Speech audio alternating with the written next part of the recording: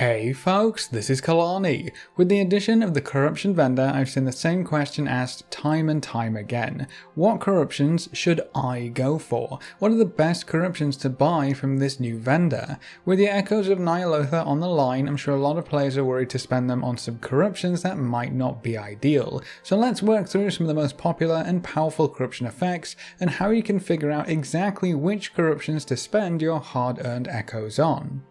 Before we jump in, be sure to pop by our live stream sometime over at twitch.tv/KalaniTV. We go live every Tuesday, Wednesday, Friday and Saturday at 12 PM PST, and swinging by and saying hi is one of the best ways you can support the channel and everything we do right now. By the way, a subscription on Twitch, which you can get for free if you have an Amazon Prime, will also get your name at the end of every YouTube video as a special thank you. So if you've always wanted to join the wonderful folks in the outro, now you know how. Hope to see you soon.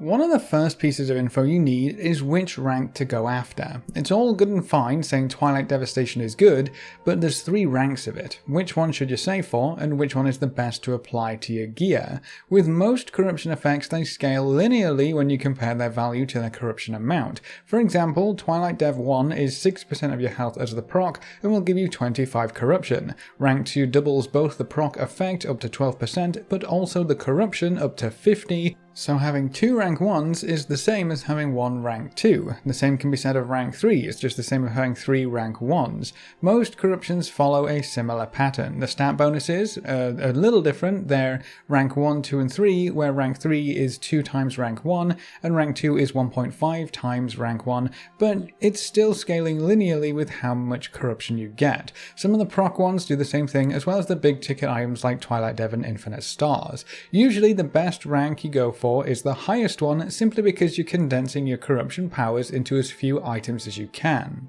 Having 2 plus 6% mastery effects is cool, but 1 rank 3 will give you the same 12% total bonus and use half as many item slots. You can only have so many corrupted items. Remember, your Azurite gear, your cloak, your Heart of Azeroth amulet and your trinkets are all excluded from this system. That's a lot of slots, so for the most part, use as few effects as possible to get the most value, which means saving up for the high ranks most of the time. The main exception to the rule here is Ineffable Truth. The rank 1 Ineffable Truth is actually more efficient than rank 2, which means you should focus on rank 1 first and fill out the rest of your slots with rank 2 if you can still afford to add more corruption into your setup. Getting some rank 2s of most of the effects is probably going to be perfectly fine as well, but if you load up on rank 1 effects, for example rank 1 Twilight Devastation everywhere because they're the cheapest, be prepared to replace some of them later on down the line as your corruption resistance grows and grows. So as far as ranks go, my recommendation to you is stick to the higher ranks whenever possible. Now for the actual corruption effects and what's worth buying, let's start by looking at popular corruptions and talking about whether they're actually worth pursuing. First up is Twilight Devastation. You always hear about the big Twilight Dev hits that plow through the hordes of monsters and carry you to the top of the DPS. In reality, Twilight Devastation isn't always the best pickup for AoE or Mythic Plus. It does do a lot of damage and it scales with your max health, which means it gets better the higher your item level is, and it's also king of AoE damage for the tanks as you might expect, but it's not always an instant pickup. Any melee who don't scale particularly well with any one stat can use it to great effectiveness, mainly because they don't have too many other things to work with, but Twilight Devastation as a ranged DPS isn't that great, so if you're melee, it's still a pretty safe pick. Twilight Devastation only truly shines on tanks though, but if you're a tank and you want to see some of the massive hits in Mythic Plus, Twilight Devastation should be the corruption you're looking out for. It doesn't do too well on a ranged DPS though, so maybe avoid it if you're playing a caster. The other big one is Infinite Stars. Everyone always hypes up Infinite Stars because of how much potential it has just by itself. If you get lucky and you're fighting one target for a prolonged period of time, Infinite Stars can carry your damage like nothing else. The great news is that Infinite Stars is actually fantastic for pretty much everyone. If you're looking for single target damage on a prolonged fight, which usually restricts this to raiding, tanks, healers, melee and ranged DPS can all benefit massively from Infinite Stars. Is it the absolute best single target corruption? Not necessarily. Does it require absolutely no extra thought or input? Yes indeedy. If you want easy damage on boss fights and you don't want to have to research too much into what is actually the best effect for you, Infinite Stars is a great pickup for everybody who wants to deal some damage. Just remember that it does have limitations. Infinite Stars will not shine in Mythic Plus because everything dies too fast. It's also not going to do much for you in solo play because, once again, everything dies too fast, and Infinite Stars requires time to ramp up. That is the ultimate goal here. You have to get those juicy stacks going, so it only really shines on longer boss fights in raids. Just keep that in mind. Another great single target corruption effect a lot of players seem to go for is the Twisted Appendage. This one works a little differently and it's more burst focused when compared to Infinite Stars. You can actually get away with Twisted Appendage in any type of content because the actual effect doesn't last that long. The tentacle pops up, blasts its target for some crazy damage, and then goes back to doing nothing. There's no ramp or risk with this effect and it can be devastating in PvP. It's another great and pretty safe choice for single target focused content, and it works pretty well in cleave situations too. It's not going to be as good as Twilight Devastation for the most part, but the saving grace is that it's better on single target. It's also another fire and forget corruption power, so it's going to work for pretty much everyone no matter what class, role or spec you're playing. The last big ticket item is Gushing Wounds. Everyone was after this corruption effect because of how powerful and efficient it was. For a 15 corruption cost power, you got a whole lot of value. Sadly, going into this week, the dev team plans to nerf it by 35%. Looking at various charts for several specs, a nerf of over 1/3 of its total value would bring Gushing Wounds tumbling down the totem pole. It might still be useful to squeeze in one extra corruption effect if you're too close to your personal limit. It's still only 15 corruption after all, but the days of stacking Gushing Wound and destroying everything in PvP might just be over. I would look into some of the other options and keep an eye on updated simulations to see just how bad this nerf is going to be. Then we come to the stat bonuses. Typically the +6, +9 and +12% increases of stats from all sources can be some of the best corruptions you can get. Sure, they may be a little more boring, they don't fire huge purple lasers across the battlefield and you can't really get more passive than a simple stat increase, but for any class that relies heavily on one or two specific stats, either for procs or for simple damage throughput, stat % increase corruptions can be absolutely amazing. Almost every caster scales very well with haste, which makes the expedient effect very lucrative. Quite a few melee will get a lot of value out of expedient as well, so look out for that one. If you scale well with crit, like Beast Mastery Hunters do, Severe is also a very good pickup and can have a snowball effect on your overall DPS thanks to the resets on Barbed Shot. So it's going to depend on your class a little bit, but if you know that your class wants crit, crit and nothing but crit, getting more crit from your corruptions is never going to be a bad thing. Most casters can never get enough haste, which makes Expedient one of the best corruption effects for almost every caster. Getting your spells out there faster is always going to be a good thing.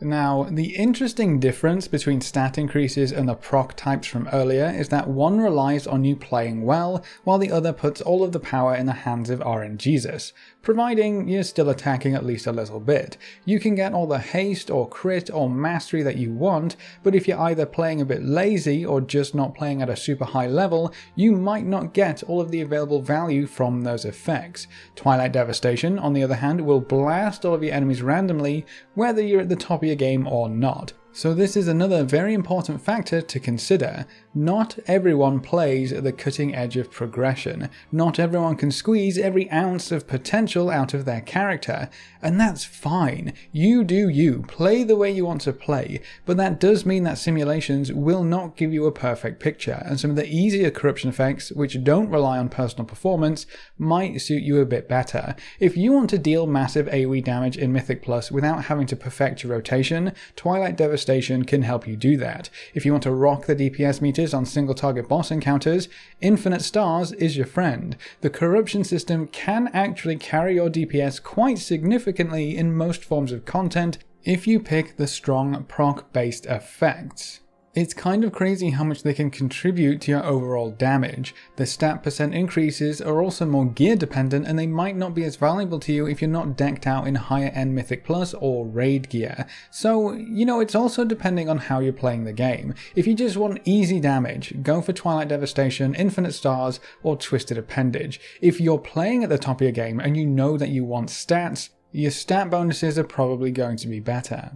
For just a real quick and dirty roundup of effects to chase after depending on your role, tanks should go for Twilight Devastation if you want to deal awesome damage in Mythic Plus. If you want to deal damage in Raid, Infinite Stars or Twisted Appendage are good options also, but Twilight Dev all the way in my opinion. For the healers out there, you have a few other choices. Stats are great if you scale with stats. Ineffable Truth is also fantastic for most healers because their powerful heals are on longer cooldowns, and if you just want to deal straight up damage, Twisted Appendage or Infinite Stars can never do you wrong on single target. For the range DPS, I would stick to stat increases for the most part, mostly because Twilight Devastation doesn't seem to work too well on ranged characters. Most casters will scale well with Expedient, but there are some fringe cases like Fire Mage who should pick up all the masterful effects they can get their hands on. Infinite Stars will still be great for longer boss fights.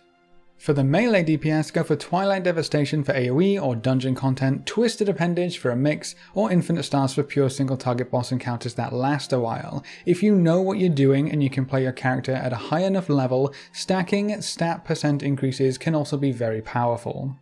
A quick list of effects to avoid: stat procs like Racing Pulse, Honed Mind and Surging Vitality typically aren't as good as straight stat percent increases. If you can benefit from the proc, you can probably benefit more from the percent effect, especially if you've got some decent gear. Glimpse of Clarity and Deadly Momentum don't seem to shape up too well for most classes either, so those are kind of dead effects.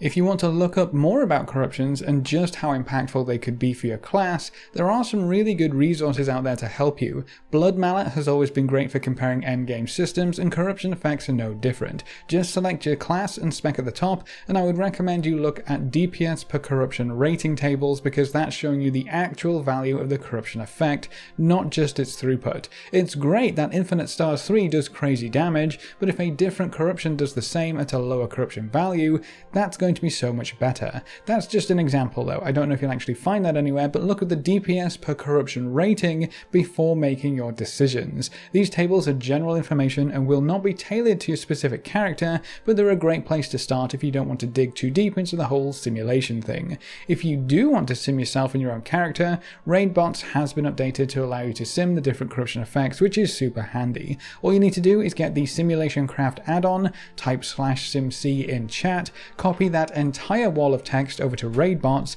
select the different corruptions you want to sim for your character, and wait for the simulations to finish. You'll be given a list of how much DPS each corruption effect can give you, but remember to take into account the actual corruption value, as it will not do that automatically for you. And that's all of my suggestions for the corruption vendor and which effects to look out for. What corruption effect are you hoping will pop up on the vendor next? Do you think the vendor is working in its current implementation kind of well, or would you like to see a few changes made? Leave all your thoughts in the comment section below. If you want to come chill with us live or chat while we farm echoes for our own corruptions, you can find us over at twitch.tv/KalaniTV. We stream every Tuesday, Wednesday, Friday and Saturday at 12 PM PST, and watching the stream and coming to say hi is one of the best ways you can support the channel right now. And if you ever wanted to be included in the list of names at the end of every video, a subscription on Twitch is one of the easiest ways to make that happen. You get a free sub to any Twitch channel if you have Amazon Prime too, so be sure to take advantage of that. A big thank you to everyone who has already subscribed on Twitch and to our supporters over on Patreon. You can see their names floating by on screen. If you want to join these lovely guys and gals, well, now you know how. Remember to leave a like just below the video before you leave, and if you want to see more, make sure to subscribe. But apart from that, thanks for watching folks, good luck and have fun, and as always I will see you next time.